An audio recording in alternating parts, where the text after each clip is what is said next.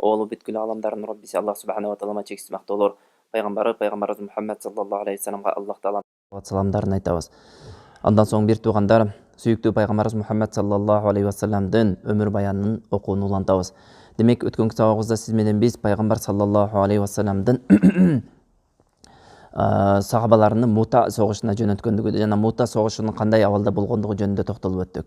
Андан кийин караңыздар, пайгамбар саллаллаху алейхи вассалам ошол 8-жылы бир канча сарияларды жөнөттү.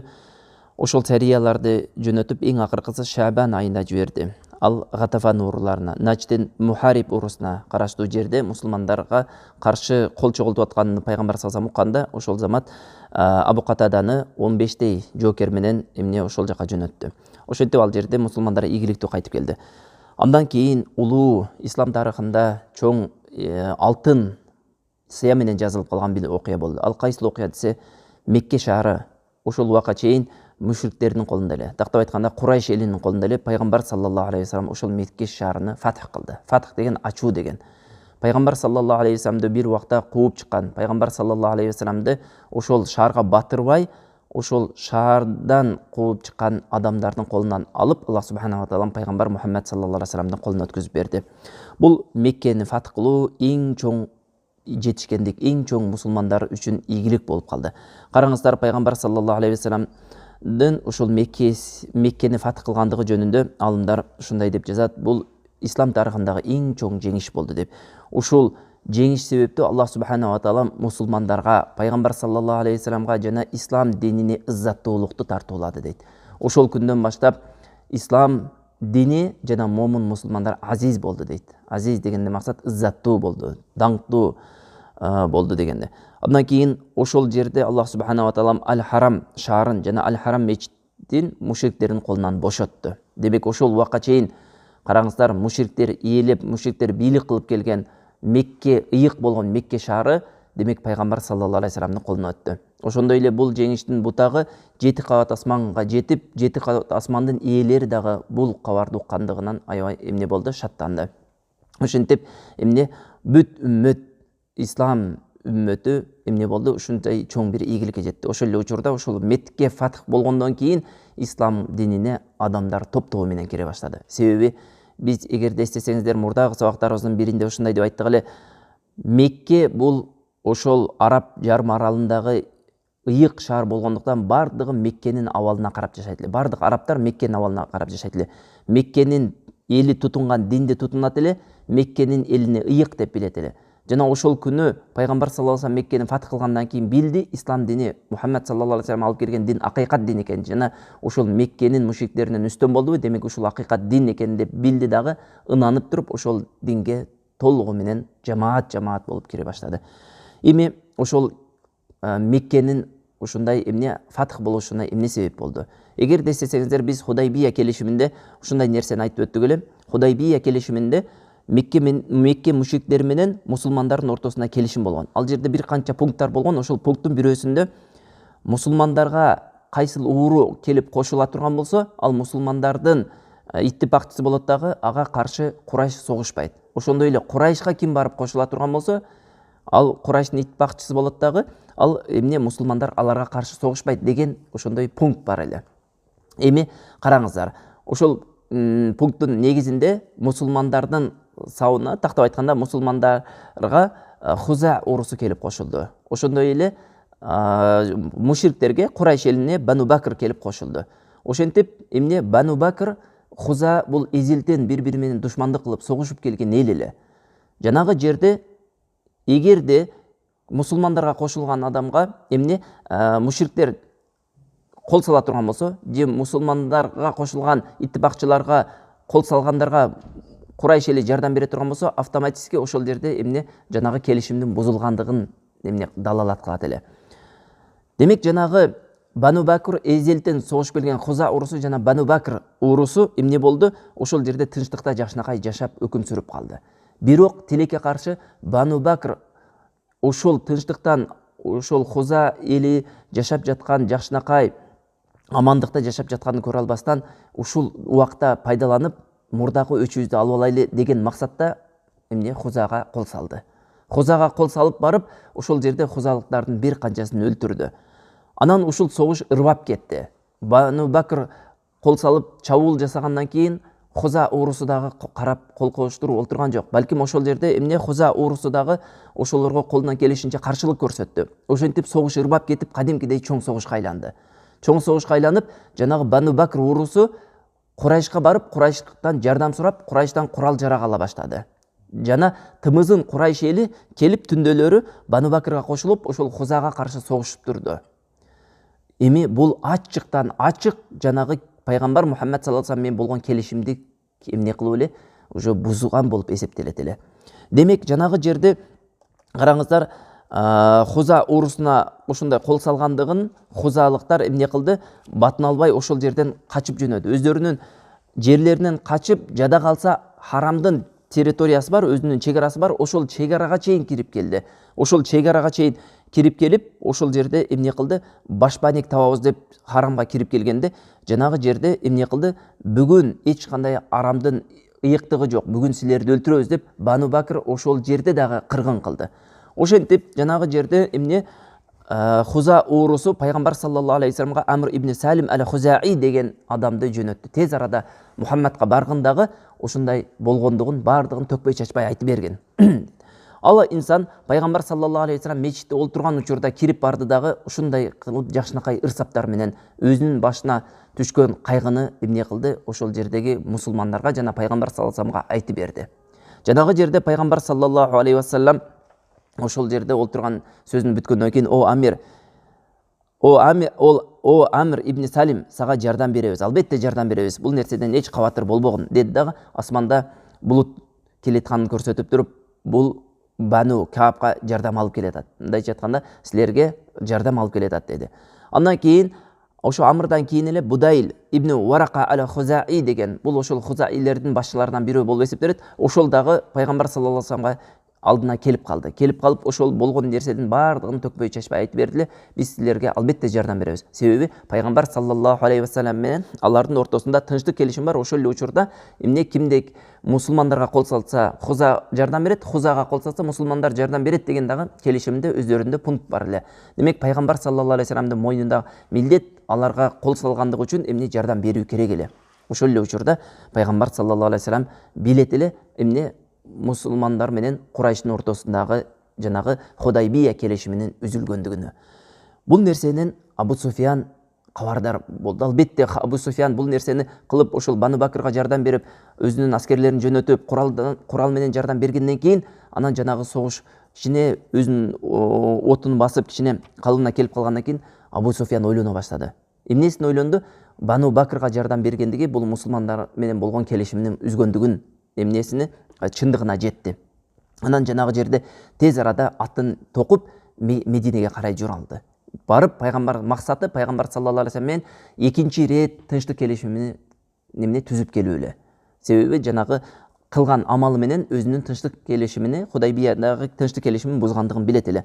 Андан кийин Абу Суфиян жолдо келатып Будайлды эмне кылып калды? Көрүп калды. Эй Будайл, жол болсун, кайдан келетасың деди. Будайл бул жогоруда айтып өткөндөй Хуза уурусунан пайгамбар саллаллаху алейхи ва салламга арызданып барган, жардам сурап барган эмне ошо Хуза уурусунун башчысы эле. Анан жанагы жерде Абу Суфиянга айтты, ушинтип Хуза уурусунан кабар алайын деп айланып жүрөм деп койду. Бирок жанагы жерде Абу Суфиян ынанбай, ошол Будайлдын жана ал менен болгон бир топ жамааттын аттары, төөлөрү эс алган жерди барып карады дагы, ошол жердеги төөлөрдүн жанагы кыктарын карап көрсө, Мединенин курмаларынын данектери чыкты. Демек бул пайгамбар эми ал убакта Абу Суфиян пайгамбар деп ынанбайт эле, Мухаммадка барып арызданыптыр деди дагы. Анан кийин ошентип Мединеге кирип барды. Мединеге кирип барып эле туура өзүнүн кызы болгон Умму Хабиба, Ромла бинту Абу Суфиян, Абу Суфиян өзүнүн кызы Ромлага кирип барды. Ал Ромла бир туугандар пайгамбар саллаллаху алейхи ва салламдын аялы эле. Демек караңыздар, Абу Суфиян бир эле учурда пайгамбар саллаллаху алейхи ва салламга эмне кайната болот, ошол эле учурда пайгамбар саллаллаху алейхи ва саллам эң чоң душманы эле. Ромла карасаңыздар, субханаллах, бир туугандар диндин адамдын жашоосуна кандай таасирин тийгизгендигин. Жанагы жерде Абу Суфиянга Ромла кирип келгенде, Абу Суфиян Ромлага өзүнүн кызына кирип келгенде, жанагы жерде Абу Суфиян кирип туруп бир эмне төшөккө олтурду. Ошол жерде Ромла өзүнүн кызы келди да, жанагы төшөктү астынан суруп жулуп алды. Жулуп алды дагы, бул пайгамбар Мухаммад саллаллаху алейхи ва салламдын төшөгү деди. Сен Абу Суфиян нажассың деді. Бұл төшөккө ылайыктуу эмессиң деді.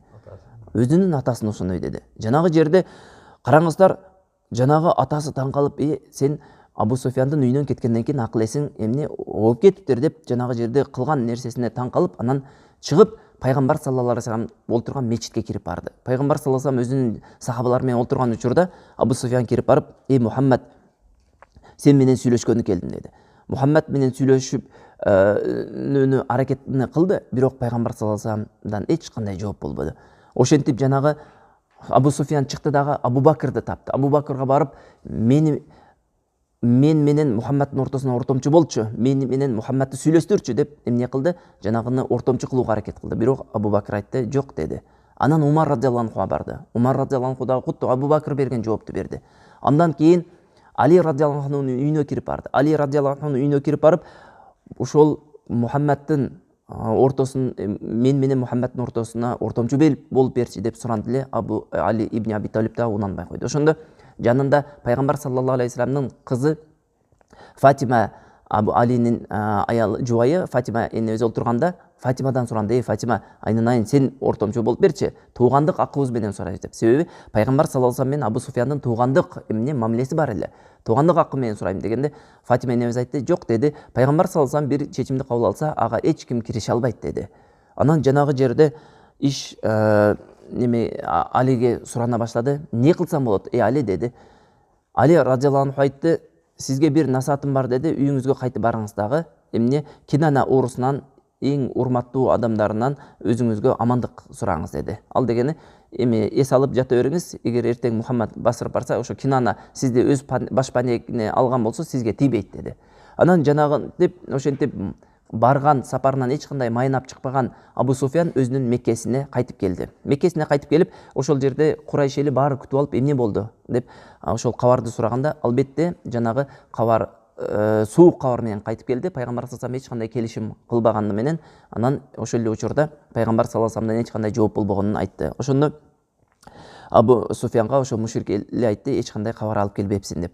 Демек, бул дегени пайгамбар саллаллаху алейхи вассаламдын менен мусулмандар менен тактап айтканда Курайштын ортосундагы тынчтык келишими бузулду. Эми Аллах каалаган күнү мусулмандар Меккеге бастырып келиши мүмкүн, ыктымал бар эле. Себеби тынчтык келишими бар учурда андай мусулмандар тынчтык келишимин бузуп, эч качан мушриктерге бастырып баруусу мүмкүн эмес эле. Пайгамбар саллаллаху алейхи вассалам кандай келишим кылса, ошол келишимин эң так даана аткара турган инсан эле, бир туугандар.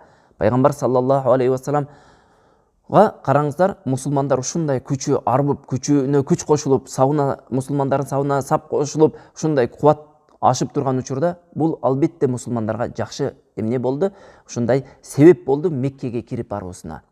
Караңыздар, ошентип согушка тымызын даярдык көрө баштады.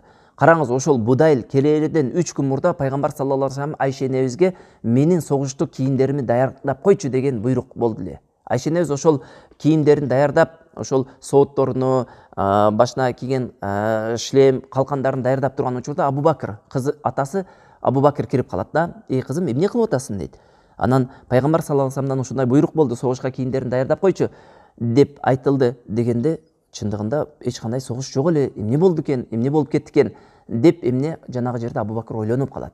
Бирок Абу Бакыр радиаллаху анху ошол 3 күн өткөндөн кийин жанагы Будайл жана амырлар келип, ошол башынан өткөн окуяны айтып бергенден кийин анан биле баштады. Демек пайгамбар саллаллаху алейхи вассалам ошол Хуза урусунан кабар келерден мурда эле Мекке согушуна даярданып жаткандыгын. Ошол деп пайгамбар саллаллаху алейхи вассалам хижранын 8-жылы. Демек караңыздар, пайгамбар саллаллаху алейхи вассалам Мединеге көчүп келип 8 жыл өткөндөн кийин Рамазан айынын 1-күнүндө эмне кылды? Ошол мусулмандарды ошол согушка даярдык кылуусуна жар салды, буйрук берди. Ошентип мусулмандар эмне кылды? Даярдана баштады. Ошол эле учурда Батну Изам деген жерге Абу Катада ибн Рубаи деген сахабасыны бир 15 чактуу адам менен жөнөттү. Башка жака жөнөттү.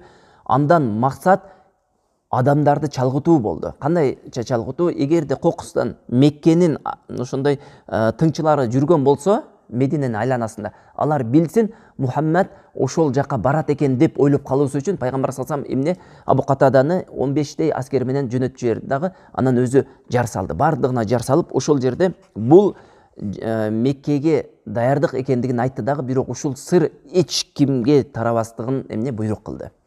Тактап айтканда, Меккеге бастырып баруусу жөнүндө эч кандай башка эл билбесин кылды, буйрук кылды.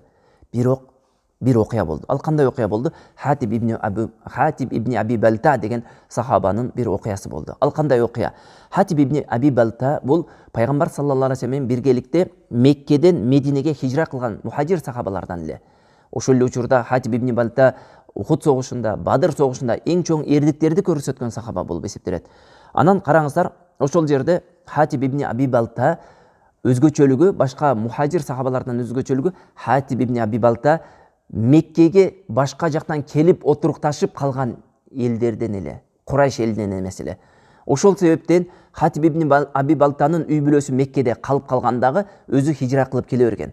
Пайгамбар саллаллаху алейхи вассалам жана мусулман аскерлери Меккени ачуу үчүн даярдык көрүп турган учурда кичинекей Курайшка кайрылуу катын жазды. Ал катында силерге мусулмандар бастырып барат деп кылды, ошондой мусулмандардын сырын ашкере кыла турган бир кат жазып туруп, аны бир аял, Сара деген аял аркылуу, ошол Меккеге сапар кылган аял аркылуу жөнөтүп жиберди.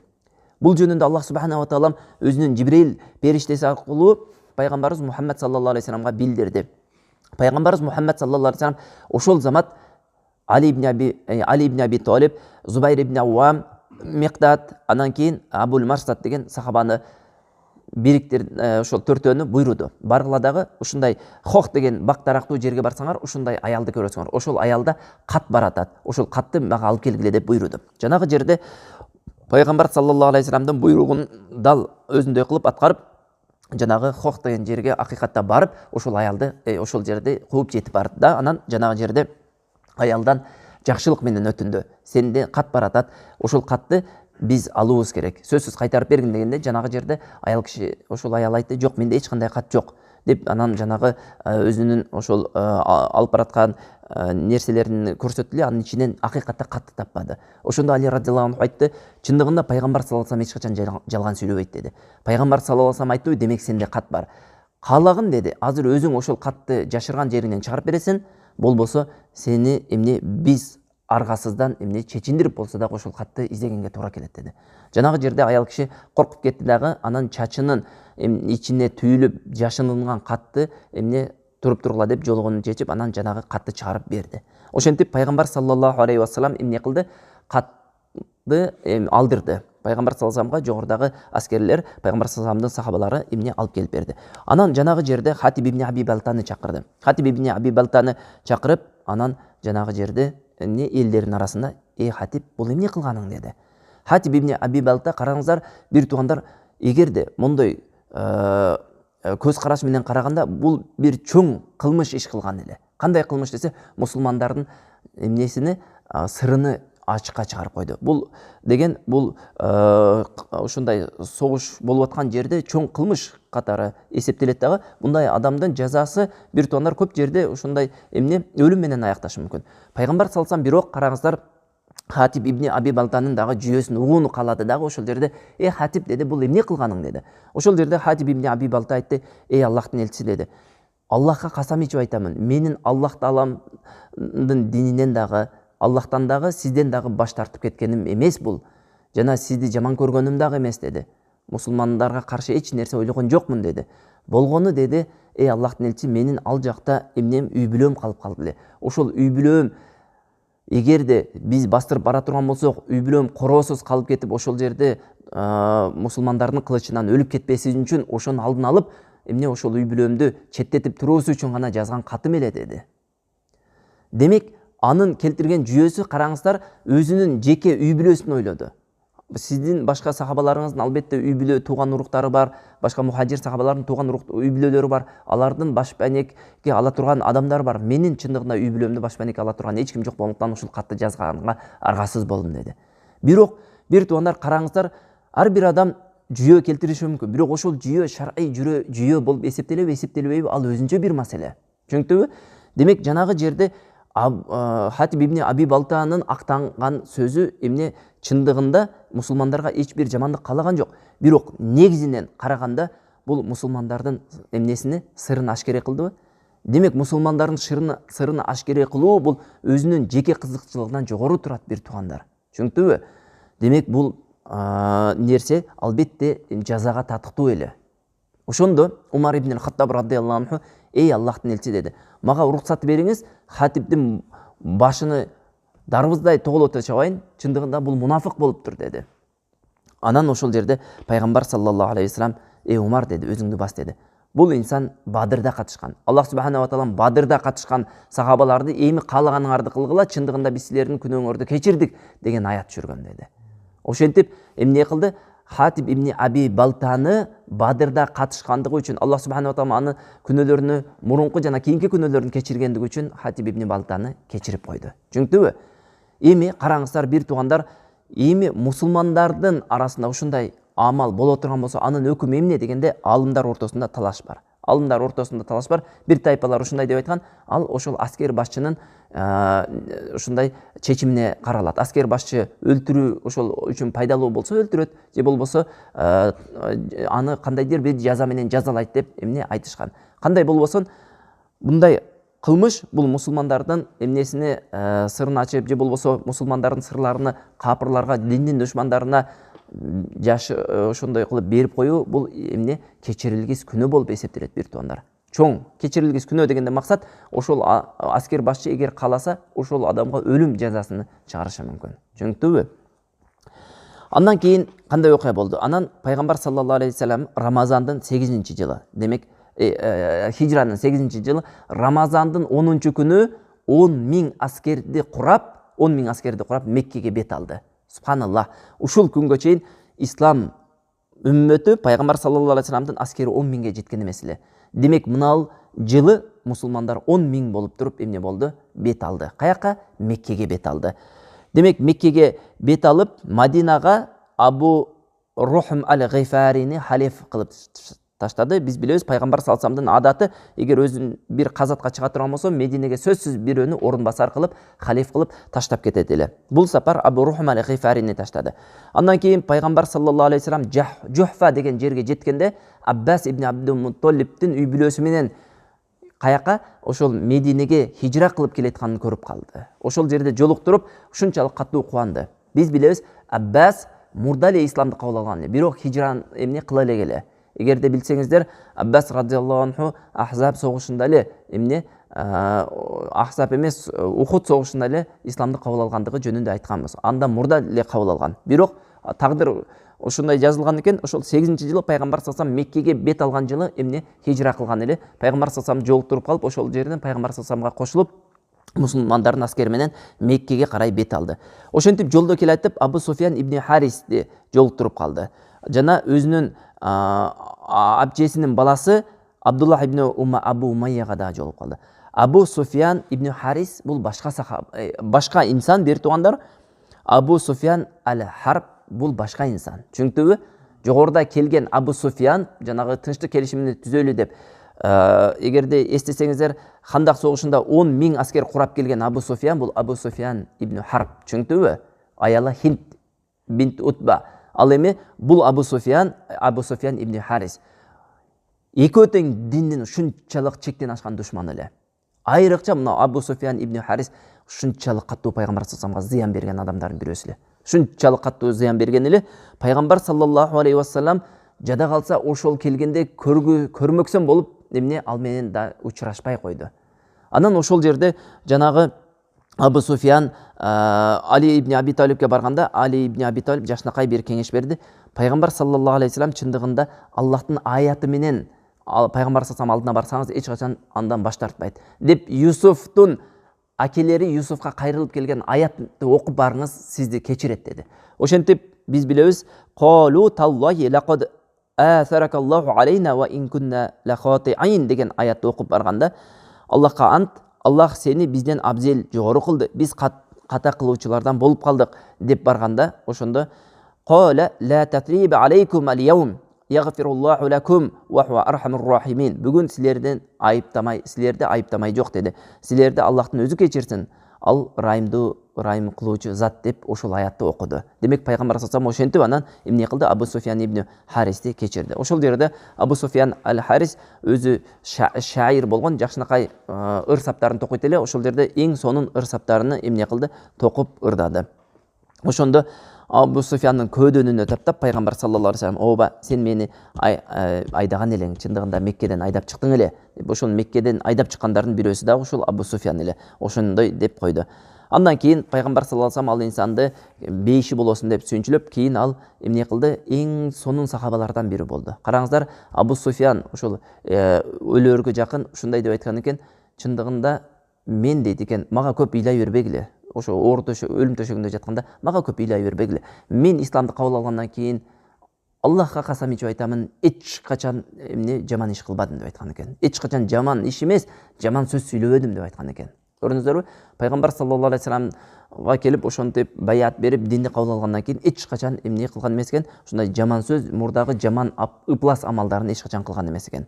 Ошентип эң сонун сахабалардан болду. Андан кийин ислам аскерлери Мару Захран деген жерге жетип келди. Мару Захран деген жерге жетип келип, ошол жерде эмне оозун ачты. Демек караңыздар, пайгамбар саллаллаху алейхи вассаламдын сахабалары эмне кылды? Рамазан айында чыкты. Бир туугандар, Рамазан айында эми элестетиңиздер, ысыктын күнүндө биз билебиз, ал Араб өлкөсү, айрыкча Сауд Арабия ушунчалык ысык болот. Ошол жерде эмне кылды? Орозо жолдо сапарда жүрүшүнө карабай орозо тутуп барда, ошол Мару Захранга жеткенде ошол жерде токтоп ооздорун ачты. Ошентип эмне кылды? Куптан намазын окугандан кийин Мару Захран бул Меккеге жакын эле жер. Меккенин эли мындай караса көрүнө турган жер. Ошол жерде пайгамбар саллаллаху алейхи вассалам Умар ибн Хаттабты башчы кылды дагы, ар бир аскер деди, бирден от жаксын деди. Ар бир аскер бирден от жаксын деди. Андан максат пайгамбар саллаллаху алейхи вассалам ошол жанагы отту көрүп, Меккенин эли ушундай чоң бир күчтүү, кубаттуу аскер келгенин билсин деди. Чоң бир күчтүү, кубаттуу аскер келгенин билип, анан мүмкүнчүлүк болушунча эмне кылсын деди? Ушул согушпай артка чегингени аракет кылсын деген максатта, мүмкүнчүлүк болушунча кылыч жок эле, эч кандай согушу жок эле Меккеге кан төкпөй кирип баруусун ушунчалык кызыктар болду пайгамбар саллаллаху алейхи вассалам. Караңыздар, жанагы жерде Абу Суфиян ибн Харб анан эмне болду? Исламды кабыл алды. Анын исламды кабыл алганы кандай болду? Ошол түнү, ошол жерде от жагылганды көрүп, ушундай чоң от, кандай от болушу мүмкүн деп Абу Суфиян эмне таң калып жүрдү. Жанагы жерде Абу Суфияндын жанында шериктери да бар эле. Жанагы жерде Хузайлардан болушу мүмкүн дегенде, анын алдында Будай бар эле. Жок, бул Хузайлардын мындай аскери жок деди. 10 000 от, элестетиңиз. Эми илгерки заманда бир от жагылса, бир ушундай чатырдын оту жагылат эле. Демек 10 000 от жагылганда максат мусулмандардын санын көп көрсөтүү эле. Ар бир 10 000 от дегенде, ар бир чатырда 5тен 10 мусулман болгондо дагы бир 100 000 аскерди көрсөтүү эле. Мусулмандар ошолордун жүрөгүнө бир кандайдыр бир деңгээлде коркуу салуу эле Меккенин элинин жүрөгүнө. Ошентип жанагы жерде ошентип жүргөн учурда Аббас ибн Абдул Мутталиб эмне пайгамбар саллаллаху алейхи вассаламдын боз качырын минип айланып жүргөн учур эле. Анан Абу Суфиянды байкап калды, үнүнөн таанып калды дагы: "Эй Абу Суфиян, балким исламды кабыл алар күнүң жетип келгендир. Эми бүгүн чындыгында сенин буларга каршы эч кандай күчүң жетпейт" деди. Ошондо караңыздар, Абу Суфиян айтты: "Ооба, мен ошол жерде тааныгандан кийин, ошол сен Абул Фадлсыңбы, мындайча айтканда Абдуллах ибн Аббасыңбы, Аббассыңбы" деп сурады. Анан "Ооба, менмин" дегенде, "Анда ата-энем сага курман болсун" деди. "Кутулуунун кандай жолу бар" деди. "Мен кантип ошол күндө кутулуп калсам болот" деп Аббастан сурай баштады. "Аллах кант" деди. "Эгер сен эртең колго түшчү болсоң, сенин башың дарбоздай болуп чабылат" деди. "Ошондуктан" деди, "бүгүн исламды кабыл алгын" деди. "Мен сага ошондой пайгамбар саллаллаху алейхи вассаламга барып ортомчу болуп берейин, сени эмне пайгамбар саллаллаху алейхи вассалам мындайча айтканда өлтүрбөстүккө буйрук берсин" деди. Макул деп Абу Суфиянды артына олтургузуп, анан өзү пайгамбар саллаллаху алейхи вассаламдын чатыры тарапка бет алды. Ошентип ар бир сахабалардын алдында от бар эле. Сахабалар өткөн сайын эле пайгамбар саллаллаху алейхи вассаламдын боз атынан танып, Аббас экенин билип туруп өткүзүп жибере берди. Бирок Умар ибн Хаттабтын алдына келгенде, Умар ибн Хаттаб Аббасты көрдү дагы артына ким экен деп карап туруп, бул Абу Суфиян экен деди да. Ошол жерде ушинтип кыйкырып жиберди: "Аллахка чексиз мактоолор болсун. Тынчтык келишими курула жазыла элек учурда, мындайча айтканда мусулмандар менен тынчтык келишими боло элек учурда мага ушул Абу Суфьянды жолуктурган Аллахка мактаулар болсун деди. Ал дегенде максат мен азыр бунун башын тоголото чыгам деген да. Себеби тынчтык келишими жок эле, акыйкатта тынчтык келишими жок эле. Алар мындайча айтканда согуштук абал болгондуктан ал учурда эмне ал мушриктердин согуштук абалда мушриктердин каны адал болуп эсептелет. Анан ошол жерде чуркап пайгамбар саллаллаху алейхи вассаламдан уруксат суроо үчүн пайгамбар саллаллаху алейхи вассаламдын эмнесине чатырына карай чуркай баштады. Анан жанагы жерде аны байкап калган Аббас дагы атыны ошол качырыны тездетип пайгамбар саллаллаху алейхи вассаламдын алдына биринчи болуп кирип барды дагы: "Эй Аллахтын элчиси, Абу Суфьянды мен өз эмнеме алдым" деди. Өз мындайча айтканда карамагыма же болбосо ушундай баш бенек бердим, Абу Суфьянга амандык бердим деп арабтарда ушундай адат болгон. Амандык бергенден кийин ага эч ким кол тийгизген эмес. Ошондой дегенде пайгамбар саллаллаху алейхи вассаламга Абу Умар радыйаллаху анху кирип келди: "Эй Аллахтын элчиси, мага уруксат бергин, монун башын тоголото чыгайын" деп. Анан ошол жерде Аббас айтат: "Токтот эй Муар" дейт. "Аллахка ант" дейт. "Абу Суфьяндын ордуна" дейт, "сенин ууруларың болгондо сен мынчалык ашыкпасаң керек эле" дейт. Анда максат бул биздин ууру Хашим урусуна тууган болгон уурулардан деген максатты эмне кылды? Ошону эмне кылды? Айтууну максат кылды. Анда "Макул Аббас, өзүңдү бас. Аллахка ант, сенин мусулман болушуң менен мен өтө кубандым" деп айтты. "Макул эй Аббас, мен өтө кубандым. Сен мусулман болгондо" деди. "Сен мусулман болгондо пайгамбар саллаллаху алейхи ушунчалык кубанган, жада калса Умар мусулман болгондо дагы пайгамбар саллаллаху алейхи анчалык кубанган эмес" деп, анан жанагы жерде пайгамбар саллаллаху алейхи сөзүн угуп туруп эле Абу Суфьянды өзүңүз менен алып кетиңиз да, эртең менен алып келиңиз деп өзүнүн абасына эмне кылды? Буйрук кылды. Ошентип пайгамбар саллаллаху алейхи таң аттырды. Таң аттырып эрте менен болгондо жанагы жерде Аббас ошол немеге дават кылып: "Эй, сен Аллахтан башка кудай жок деп неме кылгын, келме келтиргин, болбосо эртең сенин абалың оор болуп калат" деп дават кылып, ошентип жанагы жерде Абу Суфьян эмне кылды? Келме келтирип мусулман болду. "Ашхаду ан ла иляха иллаллах ва ашхаду анна Мухаммадан абдуху ва расулуху" деп ушунча жыл мусулмандарга каршы күрөшкөн Абу Суфьян эми мусулман болду. Ошондо Абу Суфьян мондой сыймыкты, даңкты жакшы көргөн адам, "Эй Аллахтын элчиси" деп Аббас айтып атат. "Эй Аллахтын элчиси, даңкты жакшы көргөн адам, ушуну бир даңктай турганда бир чечим кабыл алыңызчы" деди. Ошондо пайгамбар саллаллаху алейхи вассалам ушундай чечим алды: "Элге жар салгыла" деди, меккеликтерге жар салгыла. Ким азыр биз кирип барган учурда Абу Суфьяндын үйүнө кире качса, ал амандыкта. Ким Каабанын астына кире качса, ал амандыкта. Ким өзүнүн үйүнө кире качып эшигин жаап алса, ал амандыкта" деди. Ошентип жанагы жерде Абу Суфьяндын ушундай кичине сүндө турган ушундай жарлык чыгарып пайгамбар саллаллаху алейхи вассалам ошентип жанагы Абу Суфьянга кичине жакшынакай бир маанайды тартуулап койду. Андан кийин 8-хижра жылынын Рамазан айынын 17-чи күнү, демек 6 күн жол жүрүшкөн дагы 7-чи күнү эмне кылды? Меккеге кирип барышты. Шейшембе күнү таңгамал пайгамбар саллаллаху алейхи вассалам Мару Захрандан Меккени көздөй жол алды. Мару Захрандан Меккени көздөй жол алды. Жана ошол жерден бир кысык менен өтөт эле, бир тар болгон жолдон өтөт эле. Ошол тар болгон жолдо өтүп бараткан учурда Аббаска буйруду: "Абу Суфьянды алып келип, ушул жерден өтүп аткан адамдарды көрсөтүп турган" деди. Эмне себептен? Себеби биринчиден Абу Суфьян ошол Курайш элинин башчысы. Экинчиден мусулмандын кубатын көрсүн. Үчүнчүдөн согуш аракетини баштап жибербесин, согушка такыр кызыктар болбосун, кичине болсо дагы деми өчүп турсун деген максат эле.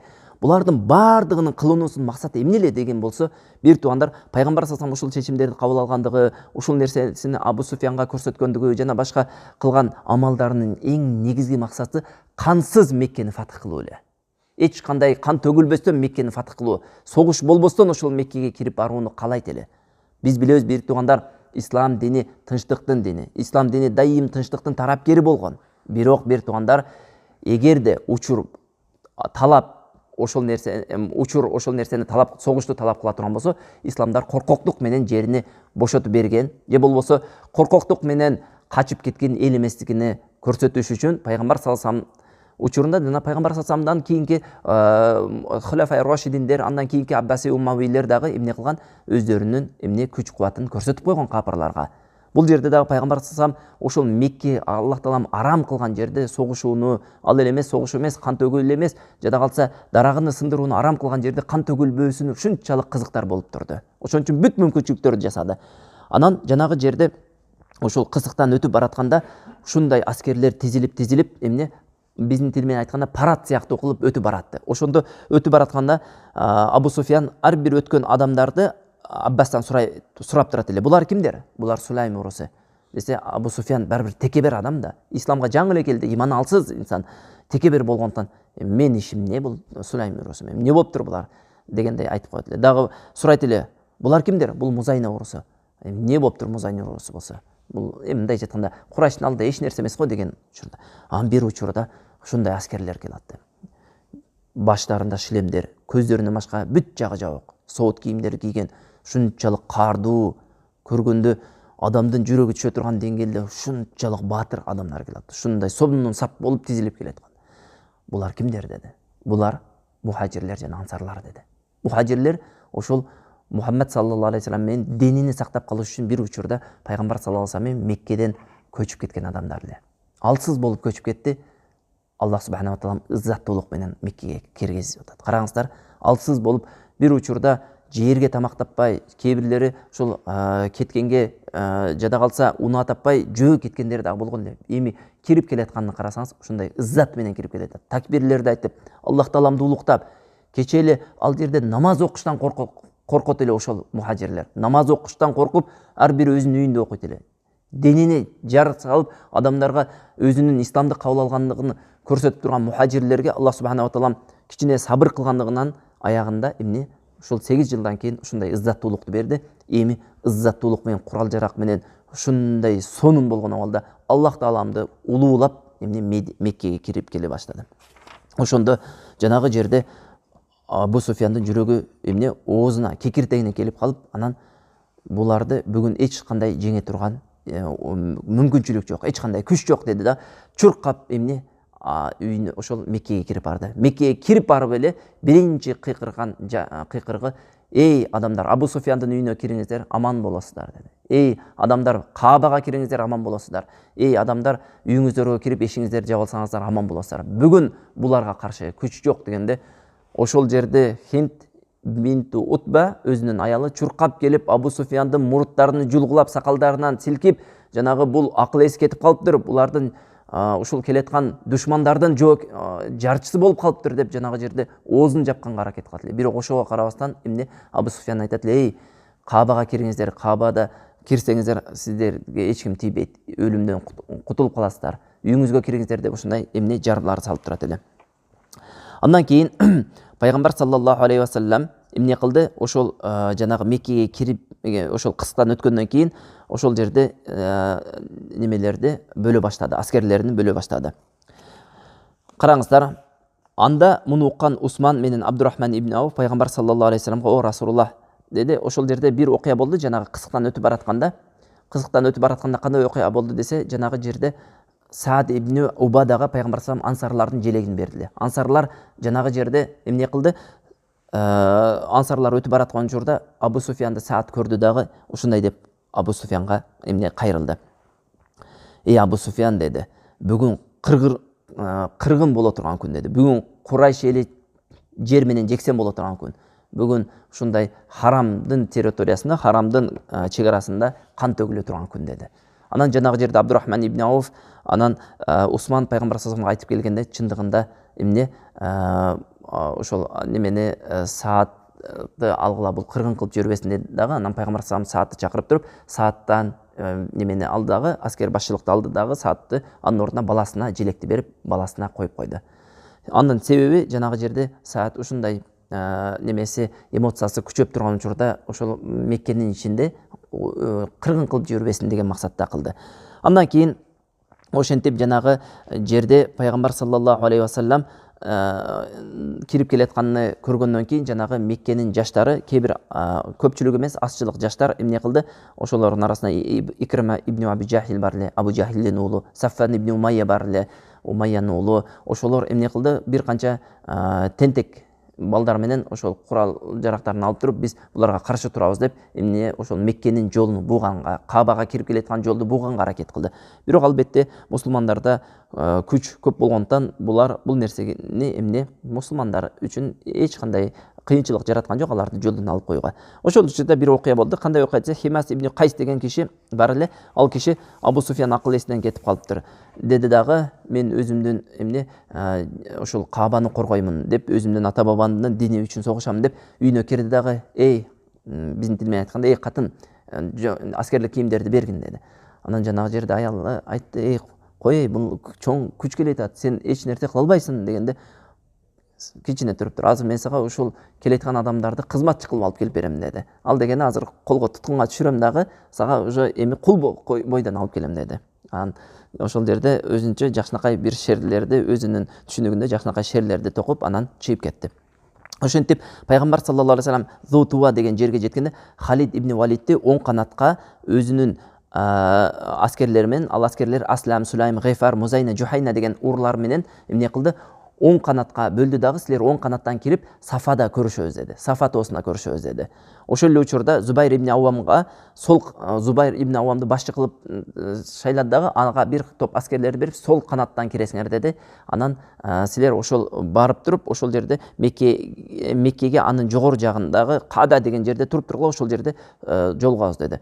Ал эми Абу Убайданы башчы кылып Батну Вади деген жерди ээлеп алууга буйруду. Ошентип пайгамбар саллаллаху алейхи вассалам өзүнүн калган жоокерлери менен такбир айтуу менен эмне Меккеге кирип келди. Жанагы жерде Меккеге кирип келгенде жанагы адамдарды көргөн эмне, ошондой көп аскерлерди көргөн адамдар жүрөктөрү түшүп, ошол заматта жанагы пайгамбар саллаллаху алейхи вассаламдын жарлыгына башыйп үйлөрүнө качып кирип кеткендер болду, Кабага качып кирип кеткендер болду, Абу Суфьяндын үйүнө качып кирип кеткендер болду.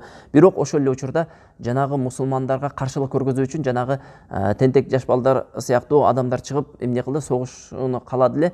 Аны заматта көз ачып жумгуча Халид ибн Валид жана анын аскерлери аларды эмне кылды? Бир канчасын өлтүрдү ошол жерде. Өлтүрдү эле, жанагылар эмне калгандары Икрима ибн Аби Жахил, Сафан ибн Умайя жана ошого окшогон жана Харистер дагы качып кетишти. Качып кетип, Харис үйүнө чуркап кирди.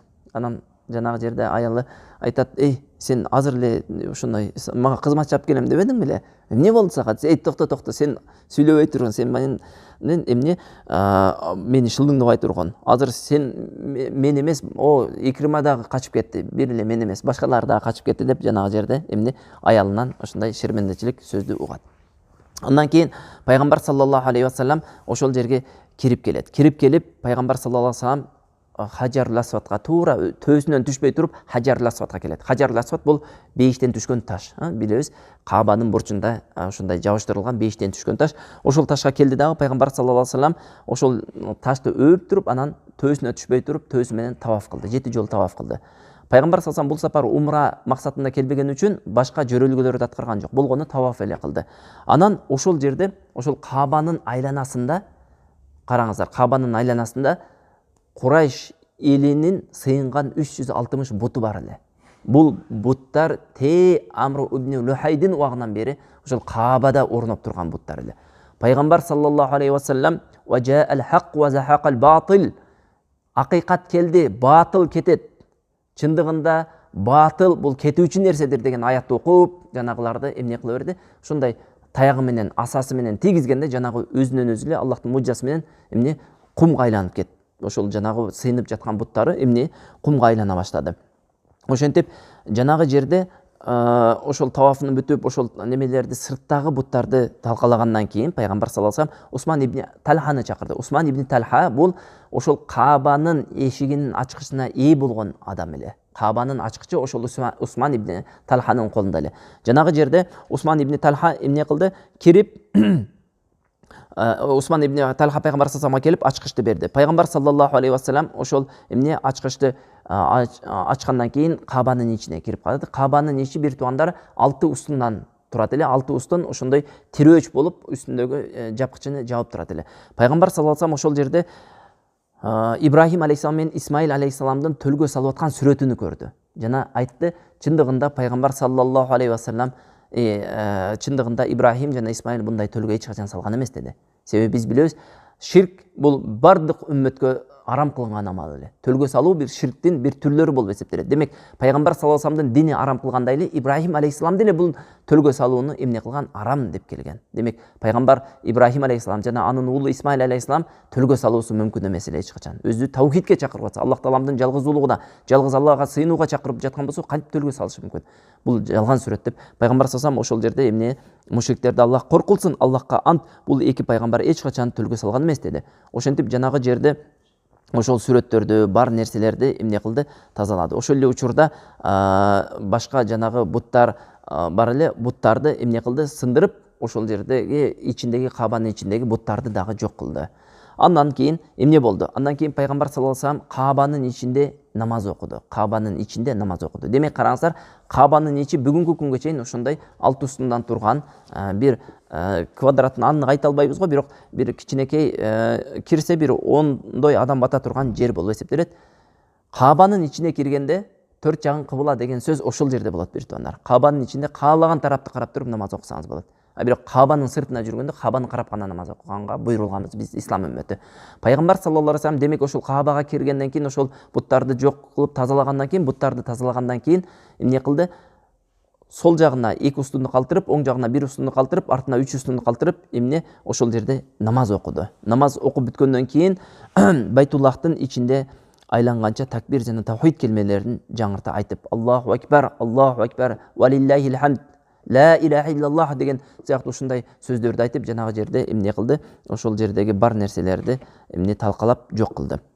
Андан кийин пайгамбар саллаллаху алейхи вассалам ошол жерде хутба кылды. Ошол жерде эшигине чыкканда Курайштын эли бардыгы пайгамбар саллаллаху алейхи вассаламга ушундай тегилип, эмнени сүйлөйт экен, эмнеге буйрук кылат экен, жана эмнени жок кылат экен деп угуп турат эле. Себеби бир туугандар, караңыздар, пайгамбар саллаллаху алейхи вассалам бир убакта жакшынакай чынчыл деп, аманаткөй деп билген эл бир убакта пайгамбар саллаллаху алейхи вассалам пайгамбар болуп келгенде, Аллах таалам тарабынан Аллахтын рисалатын жеткизүү үчүн келгенде эли ишенбей, эң биринчи душмандык кылып, пайгамбар саллаллаху алейхи вассаламга көрсөт, элге душманына көрсөтпөгөн көргүлүктү көрсөтүп, пайгамбар саллаллаху алейхи вассаламга азапты берип, пайгамбар саллаллаху алейхи вассаламдын өзүнүн туулуп өскөн жерине кууп чыккан эл ким эле?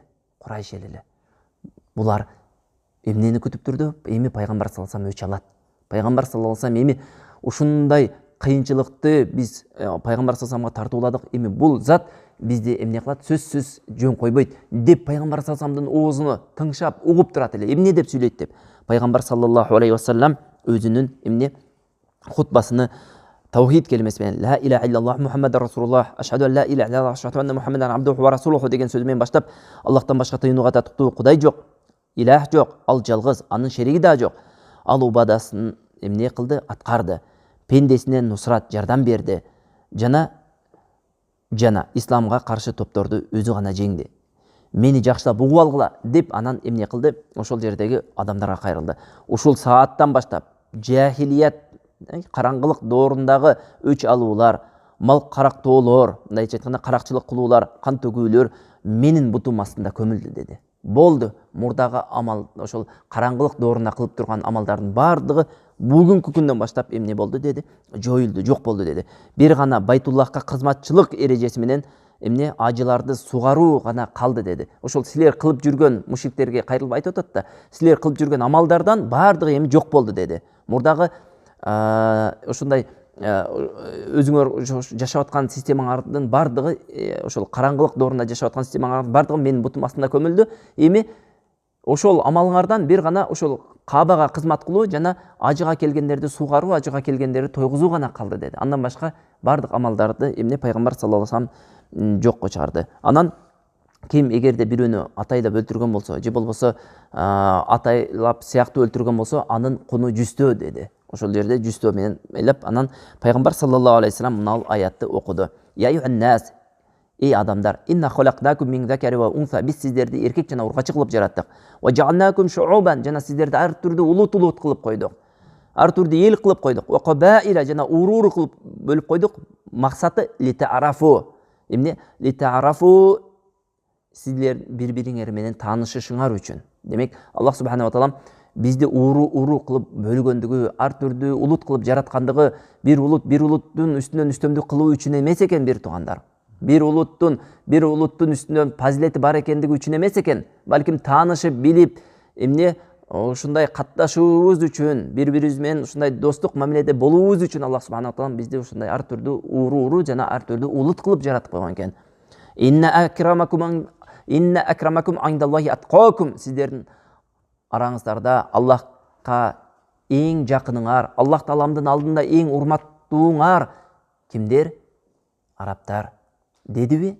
Жок. Кыргыздар дедиби? Жок. Паланчы дедиби? Жок. Бир туугандар, иннама акрамакум айндаллахи аткакум. Аллах Тааламдын алдында урматтууңар эң таквалууңар деди. Аткакум эң сонун таквалыкка жетишкениңер деди. Бир туугандар, көрдүңүздөрбү?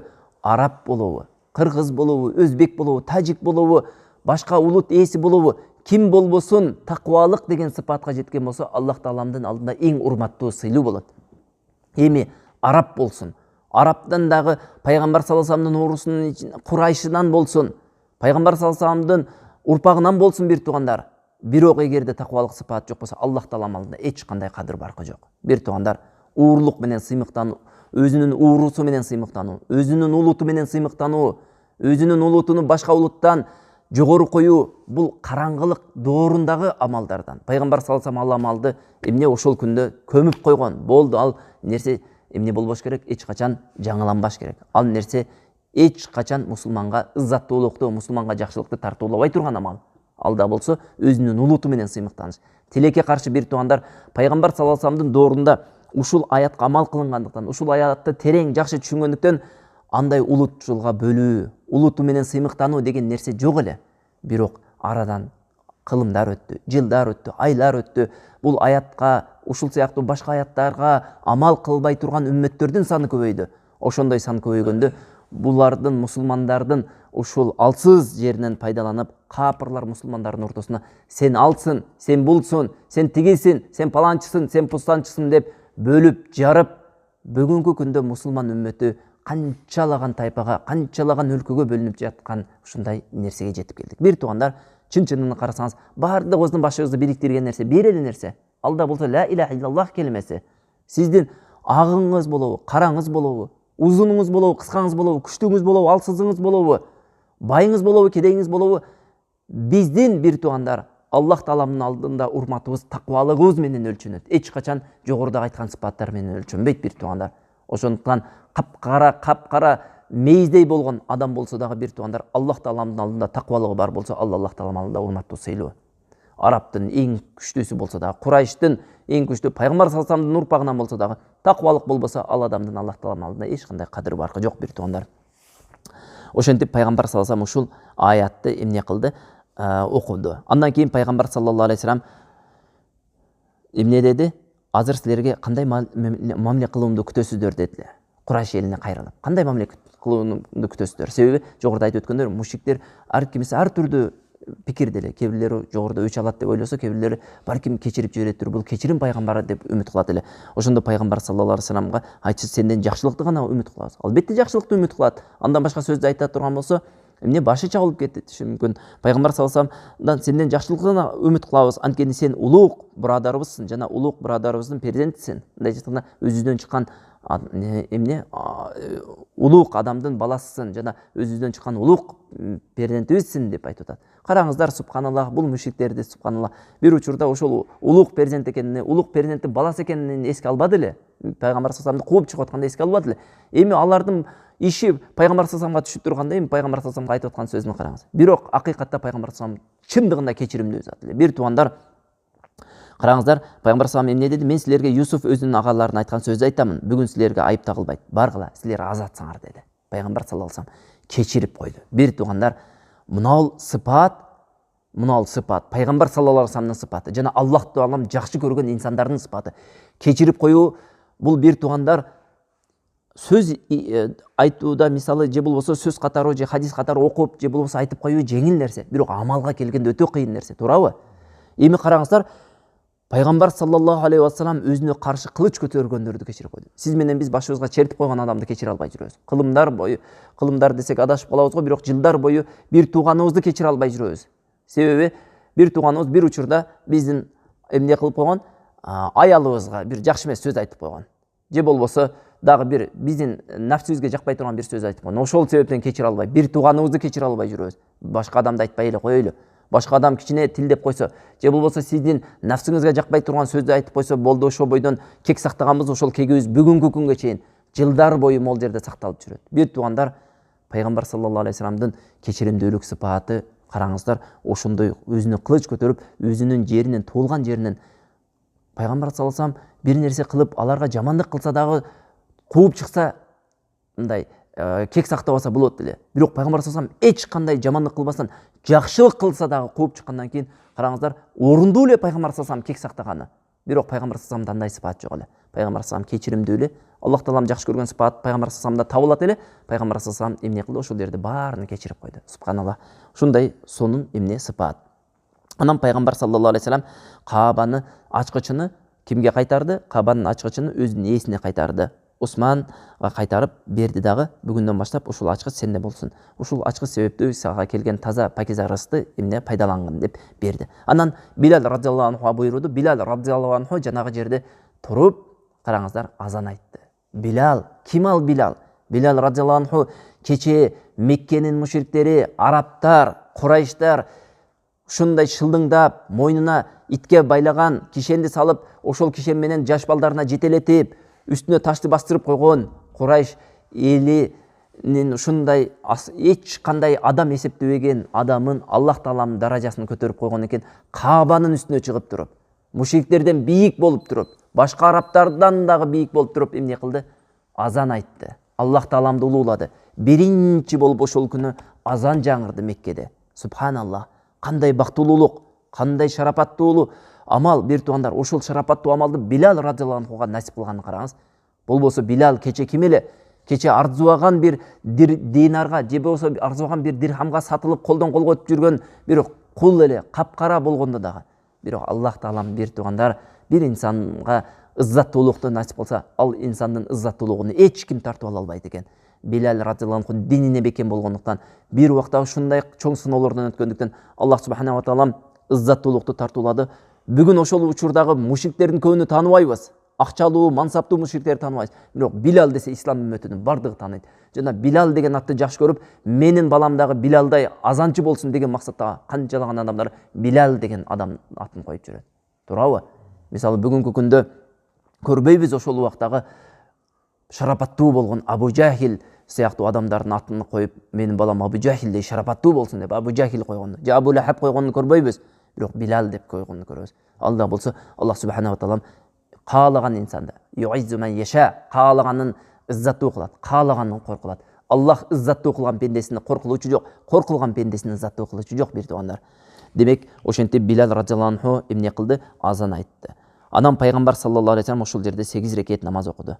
Көпчүлүгү ойлоду пайгамбар саллаллаху алейхи вассалам духа намазын окуп атат деп. Жок, бирок пайгамбар саллаллаху алейхи вассалам ал жерде ошо Меккени ачкандыгына шүгүр кылып, шүгүр намазын окуду эле.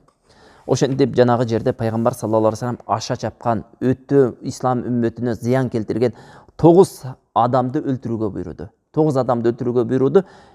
9 адамдын бирок кээ бирлерини кийин эмне кылды? Ошонун арасында Икрима ибн Аби Жахил бар эле. Ошолорду эмне кылды? Кечирип койду. Сафван ибн Умайяны өлтүрүүгө буйрубады, бирок Сафван Умайя коркуп качып кеткен эле. Пайгамбар саллаллаху алейхи вассалам ага эмне кылды? Амандык берип, ал кийин исламды кабыл алып, анын исламы Икрима ибн Аби Жахилдин исламы эң сонун ислам болду, эң сонун сахабалардан болду. Калгандарын өлтүрдү. Ошентип пайгамбар саллаллаху алейхи вассалам аягында 8 эркек жана 6 аялды өлтүрткөн дейт. Өлтүрткөндөрдүн бардыгы исламга каттуу зыян келтиргендер эле. Бир туугандар ушунчалык каттуу зыян келтирген эле. Ошолордун арасында карасаңыз, бир инсан бар эле, ал инсан атын унутуп турабыз, бир туугандар. Ошол инсан пайгамбар саллаллаху алейхи вассаламдын кызыны ушундай төөдөн жыгылып, бойунан түшүп калышына себеп болгон. Ошол инсанды дагы кечирип койду ошол жерде. Ошол инсанды дагы кечирип койду. Пайгамбар саллаллаху алейхи вассалам кечиримдүүлүгүн караңыз. Андан кийин Сафван ибн Умайя менен Фазла исламды кабыл алды. Исламды кабыл алгандыгы Сафван качып кеткенде, аялы Сафван үчүн башбайнек сурап келет. Анан пайгамбар саллаллаху алейхи вассалам ага амандык бергенден кийин Сафванды кайтарып алып, ошол жерде исламды кабыл алат. Ошентип пайгамбар саллаллаху алейхи вассалам эмне кылат? Фатыктын 2-нчи күнү хутба кылат. Хутба кылып, ошентип эмне хутбасына мындай деп баштайт. О адамдар дейт. Аллах таала Мекке шаарын аль-Харам, ушул Мекке шаарыны ошо харам кылды. Ал дегени харамдык макамды берди. Бул макамды Аллах таала асман жерди жараткан күндө эле берген деди. Жана бул макам кыямат күнүнө чейин уланат деди. Демек, ким Аллахка жана акырет күнүнө ыйман келтирсе, ал киши үчүн Мекке шаарында бирөөнүн канын бейчеки төгүү, анын дарактары менен өсүмдүктөрүн жулуу жана сындыруу адал эмес деди. Көрдүңүздөрбү? Адамдын каны эмес, жада калса ошол харамдын территориясында, чек арасынын ичиндеги жалбырак, ошондой өсүмдүктү дагы сындыруудан эмне кылды? Шариятыбыз тыйды. Эгер кимдир бирөө Меккеде пайгамбар саллаллаху алейхи вассалам согуш алып барып кан төктү го, деген шылтоону айтса, ага Аллах өз пайгамбарына уруксат берген, силерге эмес деп жооп бергиле деди. Эми бирөө сиздер менин сөзүмдөн кийин пайгамбар саллаллаху алейхи ушинтип кан төктү го, өлтүрдү го деп айтса, айттыңыздар аларга, ага пайгамбар саллаллаху ушул кылгандыгына эмне Аллах таала уруксат берди деп. Эми бул уруксат бир гана пайгамбар саллаллаху алейхи жүрөт, ошол учурда. Андан кийин уже эмне болду, арам болду. Демек ошол күндөн баштап ошол жердин бардык нерсеси эмне арам болду деп пайгамбар саллаллаху ушундай хутба кылды. Андан кийин кээ бир сахабалар келип, Аллахтын элчиси изхир деген өсүмдүктү иштетибиз, биз аны көп нерсеге пайдаланабыз дедиле. Пайгамбар саллаллаху алейхи мейли изхирди жуло бериңиздер деди. Демек изхирга уруксат берилди. Изхирди эмне ошол харамдын чегарасынын ичинде деле жулса, ал нерсе эч кандай күнөө эмес экендигин эмне ошол жерде пайгамбар саллаллаху алейхи айтып өттү. Ошентип пайгамбар саллаллаху алейхи вассалам ошентип хутбаларын бүткөндөн кийин намаз окуп турган учурда ансарилер өз ара сүйлөшө баштады. Пайгамбар саллаллаху алейхи вассалам биз менен кетеби экен же ушул жерде Меккеде калып кетеби экен деп ойлоно баштады. Пайгамбар саллаллаху алейхи вассалам намазын окуп бүтүп, эмне дейсиңер дедиле. Жок эч нерсе деди. Анан жанагы дагы окуп баштаганда дагы сүйлөшө баштады эле. Пайгамбар саллаллаху алейхи вассалам эмне дейсиңер дедиле. Анан айтышты. Анан сизди калып калабыз деп коркутабыз дедиле. Ошондо пайгамбар саллаллаху алейхи вассалам, жок, эми менин жашоом дагы өлүмүм дагы силер менен бирге болот деди. Ал дегени мен силер менен кайтып кетем деди. Ошондо ансарлар аябай каттуу сүйүндү. Ошентип пайгамбар саллаллаху алейхи вассаламга Мекке эли келип байят берди. Мекке элинин бардык эркектери дагы, аялдары дагы келип пайгамбар саллаллаху алейхи вассаламга байят берди. Ошол байят бергендин арасында Хинт бинт Утба дагы болду. Хинт бинт Утба дагы пайгамбар саллаллаху алейхи вассаламдын алдына уялып келип, себеби пайгамбар саллаллаху алейхи вассаламдын абасы Хамзаны өлтүргөнгө эмне кылган эле, ошол себеп болгон эле. Вахшиди эмне кылган, буйруган. Вахши келгенде Вахшиди дагы кечирип койду пайгамбар саллаллаху алейхи вассалам. Хамзаны өлтүргөн Вахшиди дагы кечирип койду. Болгону мага көрүнбөй жүрчү. Сени көрүп абамды эстеп кетпейин деп ошондой деп койду. Көрдүңүздөрбү? Вахши ушундай абасын өлтүргөн адамды дагы кечирип койду. Хинт бинт Утбаны дагы кечирип койду. Ошентип пайгамбар саллаллаху алейхи вассалам ошол күнү ошондой адамдардын баарын кечирди. Демек бир туугандар, сөзүбүздүн аягында ушул нерсени айтабыз. Пайгамбар саллаллаху алейхи вассаламга Аллах таала ушундай улуу жеңиш берди. Бул улуу жеңиш менен бүт ислам үммөтүнө ыззаттуу кылды. Мына ошол күндөн баштап жогоруда сөзүбүздүн башында айткандай адамдар топтоо менен исламга кире баштады. Ошол күндөн баштап ислам азиз болду. Жердин үстүнө азиз болду. Жана ошол азиздиги иншаллах исламдын ушундай ыззаттуу дин болгондугу кыямат күнүнө чейин сакталат иншаллах. Жана Мекке жана Медине ошол күнү мусулмандардын колуна өткөн, кыяматка чейин мусулмандардын колунда болот иншаллах. Демек бир туугандар, пайгамбар саллаллаху алейхи вассалам бир күнү кордук көрүп куулуп чыккан шаарына 8 жылдан кийин кайтып келди. Аллах субхана таала бул 8 жылдан кийин кайтып келгенде ошол Меккени колуна багындырып берди. Ошентип жанагы Меккенин элинин баардыгы исламды кабыл алды. Анча-мынчасы Сафван ибн Умайяга окшогондор 4 ай убакыт бер деди. 4 ай убакыттан 2 ай убакыт бер деди. Пайгамбар саллаллаху алейхи вассалам макул 2 ай дагы кошуп берем деп 4 ай берди. Ошентип 4 айдан кийин исламды кабыл алып, дээрлик Меккеде эмне мушрик калган жок. Калды, аз-маз калды. Көбүнчө ошо сырттан келген адамдар, мушриктер калды. Бирок ал дагы кийинки жылы Абу Бакр радhiyallahu anhu умрага келгенде, умрага жар салып, эмне кылат? Мушриктер андан кийин келбестигине жар салып, ошол пайгамбар саллаллаху алейхи вассалам коштошуу ажылыгында эмне болот? Эң аягында чекит коюп, мушриктер ошол күндөн баштап Кабага киришин арам кылат, жана ошол арамдыгы кыямат күнүнө чейин сакталып калат. Aqulu qawli hadha astaghfirullah li wa lakum subhanakallahumma wa bihamdik wa nashhadu an la ilaha illa anta wa nastaghfiruka wa natubu ilayk. Allahumma anfa'na bima 'allamtana wa 'allimna ma yanfa'una wa zidna ilma.